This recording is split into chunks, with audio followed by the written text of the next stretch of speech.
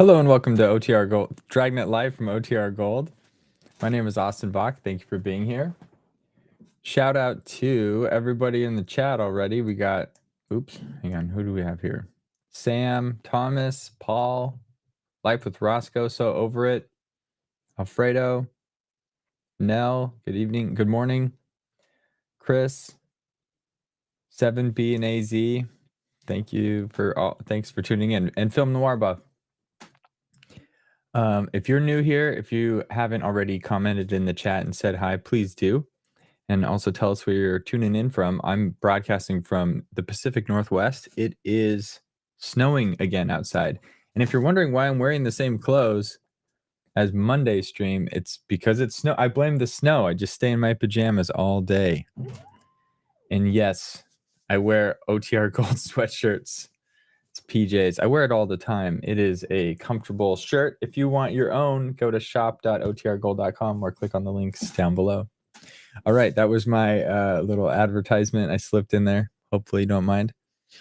Today we're going to be listening to episode 122. The title is The Big Shoplift. It's about a wave of shoplifting that starts in Los Angeles, and there is no pattern to the thief or thieves' operations. This originally broadcast October 11th, 1951.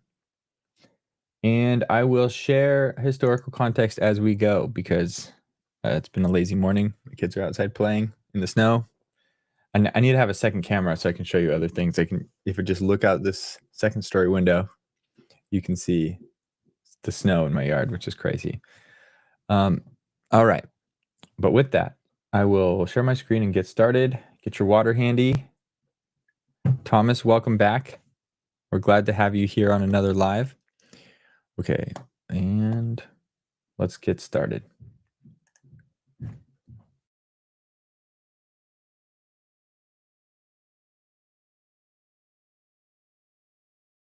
The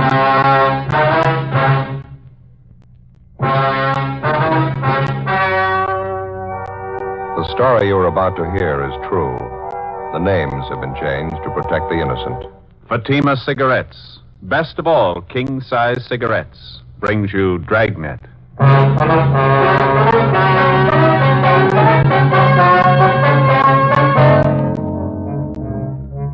You're a detective sergeant. You're assigned to burglary detail. A wave of shoplifting breaks out in your city. There's no pattern to the thief's operations. There are no leads. Weeks pass. The number of thefts keep growing. Your job? Stop them. In Fatima, the difference is quality.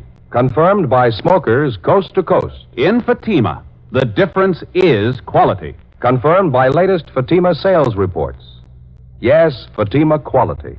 The finest domestic and Turkish tobaccos superbly blended to make Fatima extra mild. To give you a much different, much better flavor and aroma. So compare Fatima. See for yourself why thousands and thousands of king-size cigarette smokers are switching to Fatima every day. Enjoy all the advantages of extra length plus Fatima quality, which no other king-size cigarette has. Remember, Fatimas cost the same as the cigarette you're now smoking. But in Fatima, the difference is quality. Next time, buy Fatima. Best of all, king-size cigarettes.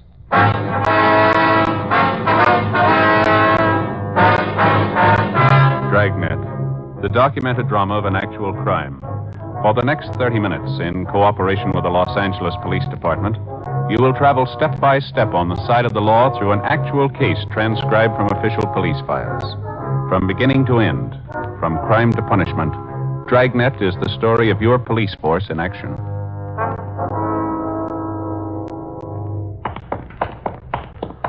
It was Tuesday, August 22nd. It was hot in Los Angeles. We were working the day watch out of burglary detail. My partner's Ben Romero. The boss is Captain Wisdom. My name's Friday.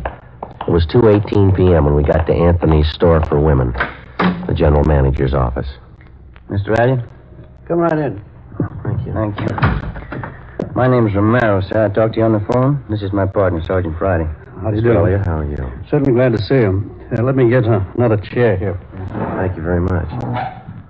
haven't had time for my after-lunch cigarette yet. Care to join me? No, thank you, sir. I got a light for you. Oh, yeah. Well, I guess you know what the problem is. No need for me to go all the way back and start from the beginning. I didn't get it quite clear on the phone, Mr. Elliott. When did this last thing come up? Well, the way we have figured out, it must have happened around closing time yesterday, between 5:30, we figure. The store was pretty crowded at that time, was it? Yeah, it's pretty busy. We had a special pre-winter showing in the fur department. No one noticed it was gone until after we closed up. Uh-huh. Can you give us a description of the piece of merchandise, Mr. Elliott? Yes, yeah. You got it right. Complete description, you see. Silver blue mink stole, satin lining, 2 pockets, silver chain fastener. Complete description of it for you. Yes, I see. Thank you. These are the code numbers and the serial numbers on it, is that right? That's right. The whole thing's getting way out of hand, Sergeant. We've had a lot of things lifted from the store the last few weeks, but nothing this big. If this keeps up, I don't see how we're going to get our insurance renewed. I guess your store detectives are working on this latest one, the missing fur? Yes, but it's the same as all the recent cases we've had. They haven't been able to find a thing. All the personnel have been checked, all the people who were around the department when the fur was stolen. I mean, those it was possible to check on. As far as we know, they're all clear. Uh-huh. What were the circumstances of this thing, Mr. Elliott? I mean, was this mink stole on a display rack? Did one of the models have it on? Exactly how was it? Well, it was modeled, yes. After it was shown to several parties, it was put back in stock. We have a special rack for the stoles, regular enclosed cabinets, sliding doors on it. Cabinets usually open during store hours. I see. There was a store detective in the department at the time. All those salespeople were standing around. I can't understand why one of them didn't see it happen. Mm-hmm. Mr. Elliott, you say this is the first time an expensive item like this has been lifted from your store? That's right. Now, about the personnel, Mr. Elliott, you say there's been a check made on each one of them since this thing started? Yes, sir, that's correct. And there's no reason to be suspicious at all of any one of your people? Well, as a matter of fact, there is one, Sergeant, sales girl. She was up in 5 in the Sweet 16 shop. Then she was moved down to cosmetics on the street floor. What is it that makes you suspicious for her? Well, before I say anything, I want to make it perfectly clear to you. We've never had any real proof that there was something wrong there. Dorothy started with us 8 years ago. That's a girl's name, Dorothy Kirkman. Mm-hmm. She came to us right out of high school. She seemed to be doing all right, got along with the customers, dressed neatly, always on time. And all of a sudden, this shoplifting started. We didn't think there was any connection at first. Thought it was only coincidence. How do you mean, sir? Well, just for instance, wait a minute. I got the file on that right here on the desk. I see. Here it is. Out of the first 14 items that disappeared, 6 of them were out of Dorothy Kirkman's department, right out of her section. Cashmere sweaters, expensive blouses, scarves. As I say, at first we wrote it off to coincidence, but it kept recurring. Her section almost seemed to be the focal point of all the shoplifting. That was at the beginning, of course. Did you have the Kirkman girl watched, Mr. Elliott? Yes, we did. The department head kept an eye on her, and, well, I guess Dorothy noticed it. She resented it quite a bit. Had a little spat with the head of the department. We thought it'd be best for everyone if she transferred. So we had her move downstairs to cosmetics. Mm-hmm. How did that arrangement work out? Well, for the first few weeks, fine. And we started missing things out of cosmetics. A lot of it didn't amount to too much. A lot of it did. Makeup kits, expensive perfumes. This time we called her in, tried to talk to her about it in a nice way. She got very resentful. Mm-hmm. She denied knowing anything about it, is that it? Yeah, she got very upset. Of course, there is one thing I will say. The items in cosmetics are on display all over the counters. Fell easy for anybody to pick them up. The fact still remains, the stealing began in her department upstairs. She moves over to cosmetics, and all of a sudden the losses increase there. What would you figure? Yes, sir, I see what you mean. Wonder if you could have somebody point out this Dorothy Kirkman for us, Mr. Elliott. I think maybe we better have a talk with her. I'd like to help you, Sergeant, but I'm afraid that's not possible. Oh? How do you mean? She quit last Saturday. We got all the information available on Dorothy Kirkman from the store's personnel files, and then we called the office and gave them a description of the stolen fur. We asked them to check the Kirkman girl through R&I. She had no previous criminal record. Before we left the store, we went to the fur department, talked to all the salespeople concerned, but we were unable to come up with anything new regarding the theft of the silver blue mink stole. We drove out to Dorothy Kirkman's last known address. She wasn't at home, but her mother was. The mother told us that the day before, her daughter had started on a new job as a salesgirl at the House of Raymond, an exclusive shop specializing in all types of cosmetics. We checked the phone book and found that the house of Raymond was located in the same 10-block stretch along Wilshire Boulevard where the shoplifting campaign was going on. It was one of the few places along there that the thieves hadn't bothered. It was 3 blocks from Anthony's store for women, the Kirkman girl's former place of employment. 4:05 p.m. We located her behind one of the front counters. Across the aisle, half a dozen women were listening to a makeup demonstrator giving a talk on complexion care.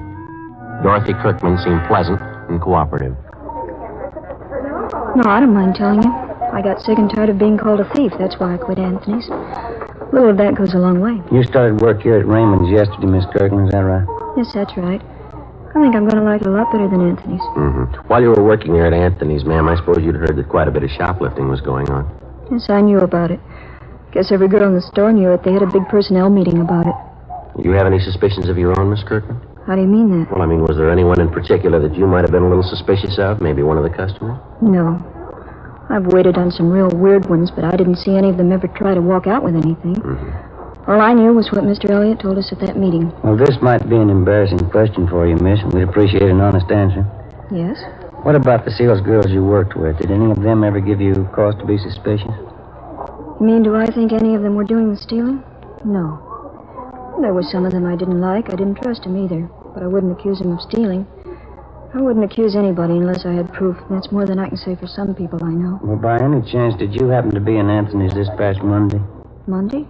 No, why do you ask? When you were working on the 5th floor up the street at Anthony's, we understand that when the merchandise first started disappearing, a pretty good percentage of it was out of your section. That's what they told me, yes. And then when you were transferred downstairs to the cosmetics counter, quite a few things started disappearing from there. Now, we'd like an honest answer, Miss Kirkman. Do you have any explanation at all for this? I'll tell you the same thing I told them at the store, Sergeant. I can't explain it. But I didn't have anything to do with it, believe me. Well, you'll have to admit, miss, it's pretty much of a coincidence, isn't it? Sergeant, you can call it anything you want to. I didn't have anything to do with it. The only thing I ever took home from that store was my paycheck. Would you excuse me, please? Customer I have to wait on. Yes, ma'am. Go right ahead. Huh? What do you think? I don't know. She's a nice enough girl. Seems to be telling the truth. Could be a coincidence the way it worked out. Nothing to prove otherwise. 4:38 p.m. We finished questioning the suspect, Dorothy Kirkman, and Ben and I went back to the office and made arrangements to have the girl kept under temporary surveillance. A bulletin had been gotten out on the missing fur stole, the pawn shop detail had been notified, and a description of the fur had been placed on the stolen property list. The following day, along with Sergeants Dick Rubles and Jim Tabor, we continued our investigation of the latest shoplifting complaints. It went slow, a lot of legwork, and no progress. Like the dozens of other items of merchandise which had vanished in the last 8 weeks, there wasn't a trace of the missing fur stole. More men were added to the special detail on duty in the 10-block area where the stealing was going on. Anybody in the city who'd ever served time for shoplifting was checked and rechecked. Constant surveillance was maintained over a half a dozen known thieves who we figured might be involved. It got us nothing. Wednesday, August 23rd, 5:30 p.m. No leads, no progress. We went back to the office. Sure hope I get home before 6 o'clock tonight. I want to see that shoe repairman out in our neighborhood. Well, what's the matter? You need some half-soles? No. I went in his shop the other day and he conned me into a new set of arch supports. Matter of fact, he didn't even call them arch supports. What did he say they were? Metatarsal supports. You know, supports the metatarsal? Yeah. That's one of the bones in the foot. He sold me a pair of these things and told me I should wear only one of them in my right shoe. Yeah, what's the matter with that? Isn't it working out? Miserable. Feel like I've been walking around with one foot in a bucket. I'll check the book. Okay.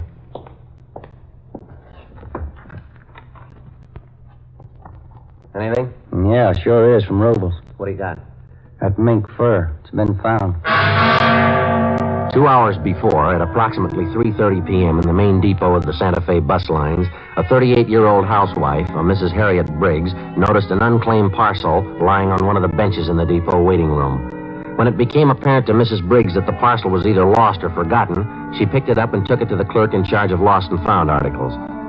In checking the package for some kind of identification, they discovered the silver blue mink stole inside. A car was dispatched to pick up the fur, and it was identified as the garment taken from Anthony's fur salon.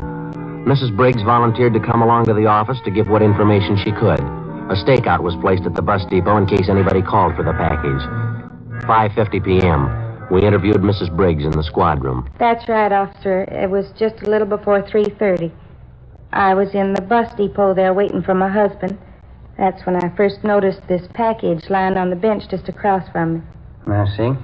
What'd you go on, please, Miss Briggs? I didn't think anything of it at first. I went on reading the afternoon paper, but no one came for the package.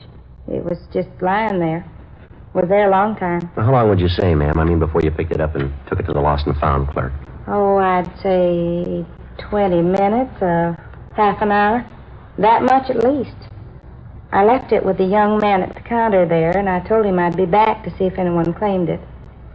Well, when I did get back, that's after I had dinner with my husband, Carl, we found out what was in the package. It's certainly strange.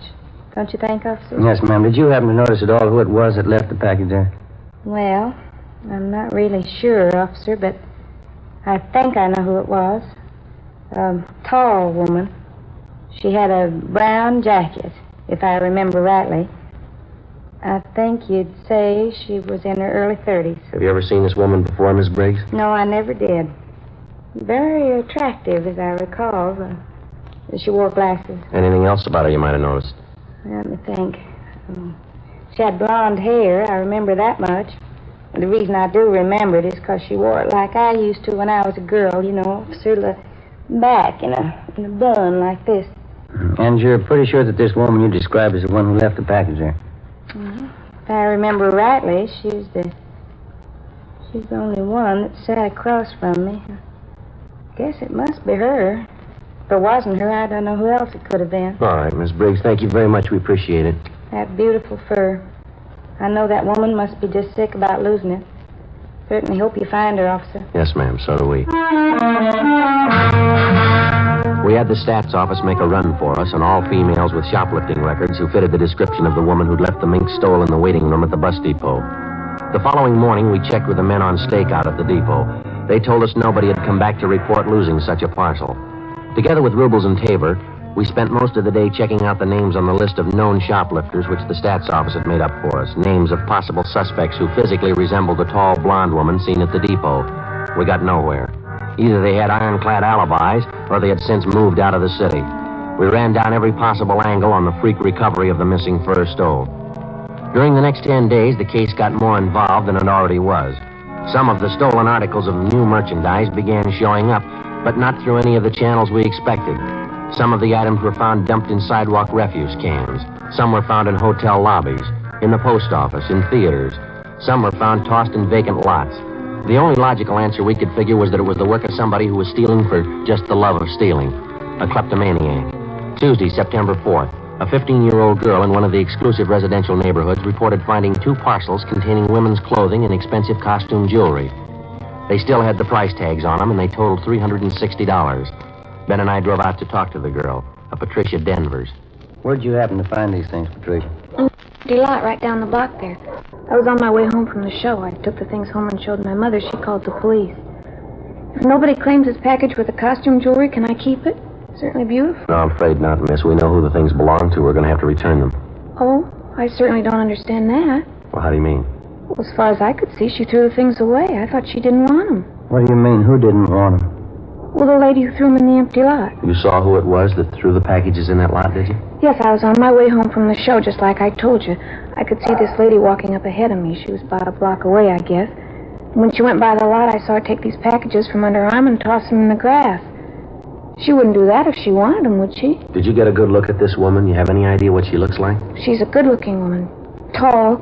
She has beautiful blonde hair. Her husband's a doctor. And you know who she is? You've seen her before? Well, I don't know her to talk to. I just see her around the neighborhood. Does she live around here? Do you know that? Yeah, right next door to my girlfriend.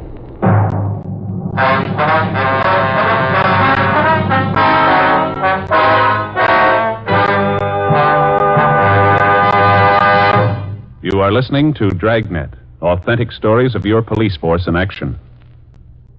If you smoke king-size cigarettes, listen to Fatima's amazing new offer. Buy a pack of Fatimas. Enjoy their extra mildness and superbly blended tobaccos. If you don't like Fatima's better than the king-size cigarette you are now smoking, Return the pack with the unused Fatimas, and we'll give you your money back plus postage. We make this amazing offer because we believe Fatima is the best of all king-size cigarettes. Smokers all over the country are confirming this every day. Here is the latest state-by-state report. State 1, Fatima sales up 69%. 2, sales up 118%. 3, sales up 92%. 4, sales up 142%. And those are just a few. Remember, if you're not convinced Fatima is better than your present king-size cigarette, just return the pack with the unsmoked Fatimas before December 1st and get your money back plus postage. Fatima, Box 37, New York 1. Buy Fatima. Best of all king-size cigarettes.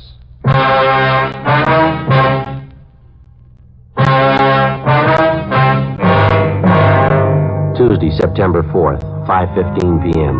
With the help of the 15-year-old girl, Patricia Denvers, we got the name and address of the woman who had been seen tossing the parcels of stolen merchandise into a vacant lot in the west end of the city. The woman was identified as a Mrs. Virginia Sterling, the wife of a Dr. Bruce Sterling, a fairly prominent young surgeon with offices in Beverly Hills. Mrs. Sterling and her husband had no children. They leased a richly furnished apartment in a residential section of the city that was considered better than the upper middle class. We checked Virginia Sterling through R&I, but she had no previous criminal record that we knew of. Together with Sergeants Rubles and Tabor, we covered the various stores along Wilshire Boulevard that had been victimized in the recent shoplifting campaign. We found that Mrs. Sterling had charge accounts at almost every one of the stores. Generally speaking, we found her accounts in very good standing, and among the store people, she was regarded as what is referred to as a fine customer, a good spender, and a good credit risk. Right down to the Retail Credit Association, there was nothing but favorable reports on the woman. 7:15 p.m., Ben and I had a hamburger and some chili and a cup of coffee for dinner, and then we drove out to the apartment of Dr. Sterling and his wife. Mrs. Sterling answered the door and invited us in. We identified ourselves. She told us the doctor was out on a call.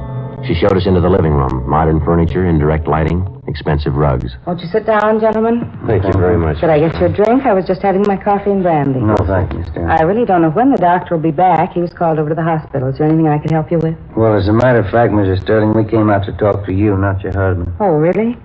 What is it you wanted to talk to me about, Sergeant Romero? Well, ma'am, we understand that you do quite a bit of your shopping along Wilshire Boulevard. Is that right? Well, yes, I shop downtown quite often. Except for the problem of parking, I find it a lot more convenient. Why do you ask? Miss Sterling, do you do much of your shopping at Anthony's? I believe that's out in the Wilshire district. Yes, I do. For my sports clothes, especially. They have a very good selection. Mm-hmm. Would you remember if you were in Anthony's on the 22nd of last month? I believe that was a Tuesday. On a Tuesday.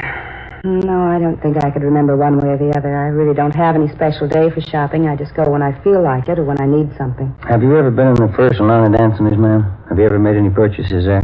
I suppose I've been in almost every department at Anthony's at one time or another. I can tell you, though, I've never bought any furs there. As I told you, the main reason I go there at all is because of their sportswear. Could you tell me what this is about, please? Routine investigation, ma'am. I wonder if you could tell us this. Do you have any occasion to travel in the area of the Santa Fe bus depot? By bus? No. I don't think I've been on a bus since I've been married, and that'll be 6 years this coming December. You've never been in the Santa Fe bus depot downtown, then? No. I think I know where it is. I've driven past it. I've never been inside, though. Why should you want to know that? Well, Miss Sterling, we're going to be honest with you. This has to do with an investigation we're on. Now, we've had a couple of reports that you were seen at the Santa Fe bus depot on August 23rd. That was on a Wednesday. Reports came from pretty reliable people. Well, I certainly consider myself reliable, and I say I've never been there. Now, if you don't mind, I'd like some kind of explanation for this questioning. You mean you have no idea why we drove out here to talk to you? Well, of course not. Number one, I don't understand your questions at all. Number two, I'd like to know what they have to do with me. Well, it has this to do with you, ma'am. Last August 23rd, a woman in a brown sports jacket answering your description left a package in the Santa Fe bus depot. Well, this package contained a mink stole taken from Anthony's. The woman who left the package in the depot fits your description perfectly. That's all? It's a coincidence. Yes, ma'am, maybe. I suppose you've read in the papers about the big increase in shoplifting. Most of it's taking place right in the area where you say you do most of your buying. Well, we've checked out every single one of the cases, Mrs. Sterling. Took us a long time. We found a dozen salespeople in those stores. Every one of them tells us that you were around the particular store when the shoplifting took place. Law of averages, Mrs. Sterling. You show up too often in the reports. Would you please leave my house? Both of you, please. I'm sorry, Miss Sterling, but you'll have to come along with us. What do you mean by that? Don't you know you can get in trouble making false accusations? I'm going to call my husband right now. Yes, ma'am, if you like. Go right ahead.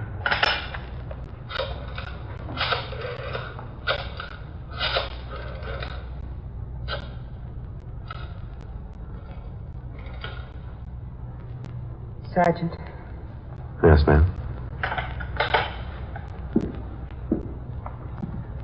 What is it? What do you want to know? You can tell me. I think you know already. What do you want? Tell me, please. We've got your story, ma'am. Right up to this afternoon. You went shopping today. You stole things as usual. When you tried to get rid of them, you were seen right in this neighborhood. The vacant lot down the next corner. You threw them away there. Somebody saw you. They didn't know it was me. Yes, ma'am. They knew it was you. Yes. How can I make them understand? Do you know? No, ma'am. Horrible. Shame. I couldn't tell my husband. I couldn't tell Bruce. I couldn't. Well, never mind. We'll tell him for you.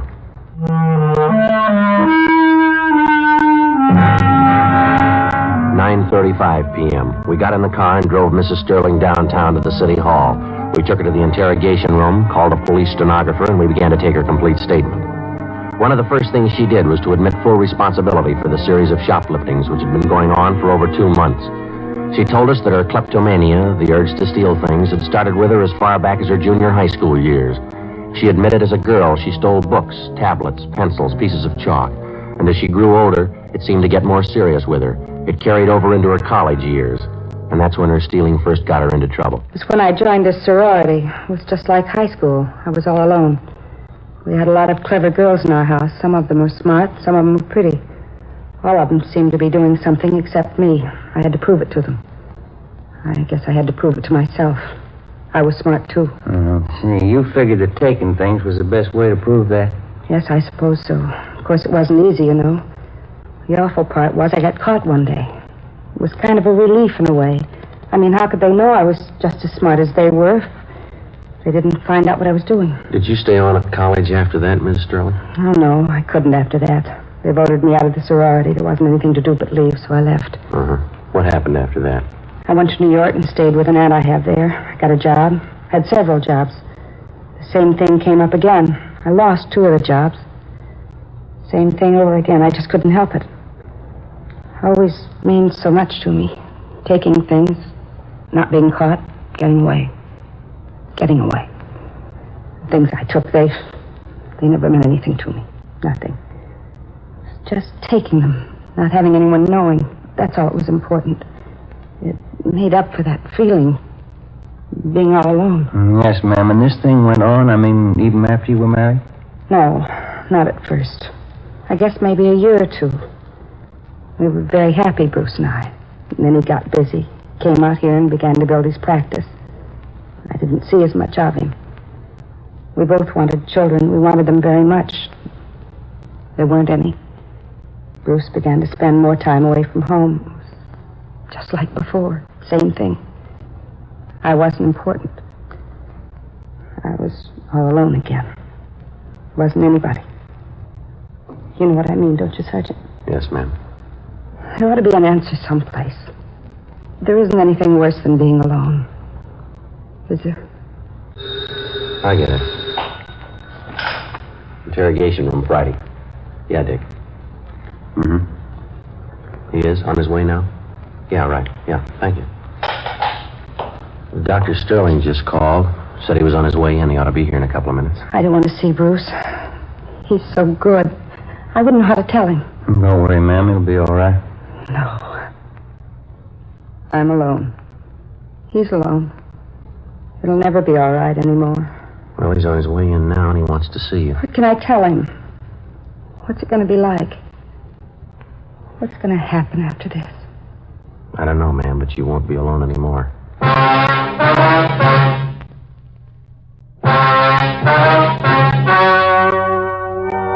The story you have just heard was true.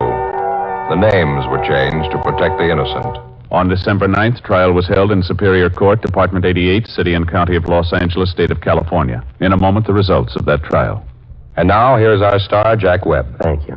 Friends, a few minutes ago, we told you exactly why smokers all over the country are switching to king-size Fatimas. It's because Fatimas are extra mild, because they have a much better flavor and aroma. Now, if you haven't tried Fatimas yet, here's where you come in. We feel so sure that you'll enjoy Fatima quality that we make this offer. Buy a pack of Fatimas. If you don't like Fatimas better than the king-size cigarette you've been smoking, just return the pack and the unsmoked cigarettes and we'll send you your money back, plus postage. You see, we're convinced that Fatima is the best of all king-size cigarettes. Buy a pack of Fatimas today. I know you'll agree.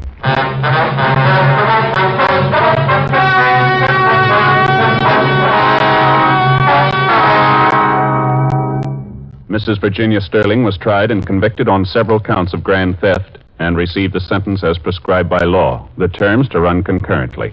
Grand theft is punishable by imprisonment for not less than 1 or more than 10 years.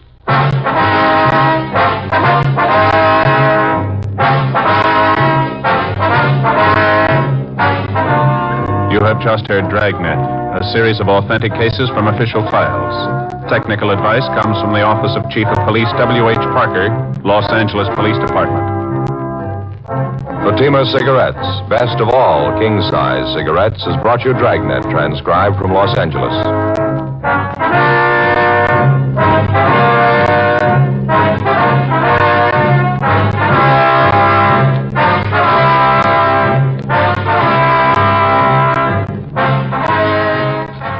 Stay tuned for Counter Spy, next on NBC.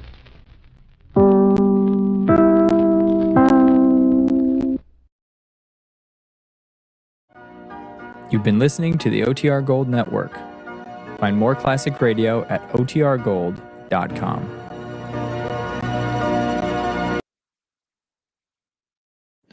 Sorry, guys. I try to catch that before the end, but sometimes it sneaks up on me. It's so fast. Because I don't want to cut off the NBC chimes because Thomas will tell me to stop doing that. Done that before. Thank you all for tuning in. Let's see here. I just want to address this thing right here. We're talking about TC's, the growth of TC's channel. If you haven't checked it out, he does scripts. He has some old-time radio scripts and a bunch of other kind of collectibles. They're kind of cool. He hit 500 subscribers. Congratulations. But then talking about, he had 3 people on his live stream. Said the first time I had a stream on this channel, it was to nobody, but we just did it. But then Joshua's comment here, where is this? I got to highlight it so it's on screen because I want to say something. It says, it's very encouraging to see where you are now with how your first stream went. And then all of it takes perseverance and things. Well, I really can't take credit for much because from the very get-go, some of these people that are still here today, Thomas, Joshua, Life with Roscoe, you guys were early, and you kept showing up, even if it was just a handful of people. So thank you. And then over time, we've got just a core group of awesome people. Addie, everyone else that I mentioned at the beginning, 7B and AZ, Film Noir Buff, Nell. So over it, Paul, I'm going to miss people, so I'm probably shooting myself in the foot, but Sam, everybody in chat, if you're in chat right now, I just appreciate you so much because you guys are consistent and it makes it fun. It makes it fun catching up with you every time. So we learn a little bit about Alfredo's, work, and then he's getting surgeries, that they're getting surgery, and we get a follow up later and see. And, we get the updates on Addie's pickleball, how Nell's teaching's going. You guys are becoming, just a great group of friends. And I like that. So thank you very much for being here and for your help in growing this to what it is. And I hope to grow it far beyond where it is today. Just a side note, because this is tangent time, because it's at the end. You can drop if you don't want to hear anymore. We'll be back on Friday. So just tune back in on Friday if you want more Dragnet. But for now, let me just go into YouTube real quick. Growth, one month over 130-day period, we got like 1,000 subscribers, and that was crazy. It's plateaued a little bit, and I have some ideas to grow it, but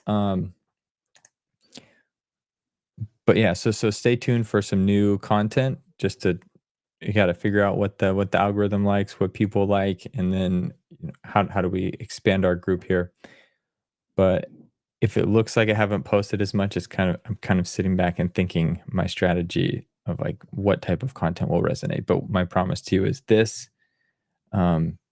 these streams will continue till we've hit all 310, and I am bringing back the Lux Radio things. I've got it in podcast format now, which it wasn't. I finished that yesterday. It's now importing into YouTube, so we'll have all those episodes available, and then I'll queue them up so we have one stream every night that will go live. That will be one episode of Lux Radio Theater. So before I was just doing Tuesday and Thursday, so you'd have 2 new episodes a week. It'll now go Monday through Friday, one episode a week. There won't be an intro like it is, but there'll be live chat. So anytime that you find yourself available in the evenings at 6 o'clock, join in there, or Lux Radio streams, or jump into a 24/7 stream.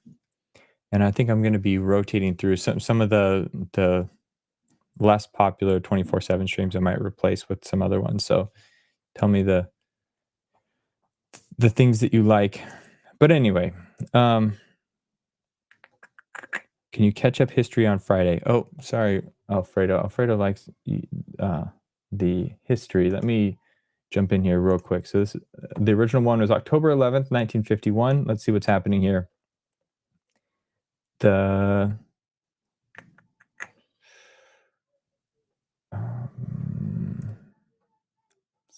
I Love Lucy, starring Lucille Ball and Desi Arnaz, debuted on CBS television October 15th. So 4 days after today's broadcast, I Love Lucy started broadcasting. The first oral contraceptive was made this same year, October 15th, 1951. Let's see who we have here. What else we got going on? Sting was born October 2nd, 1951. So a few days before this, about 9 days before this, Sting was born.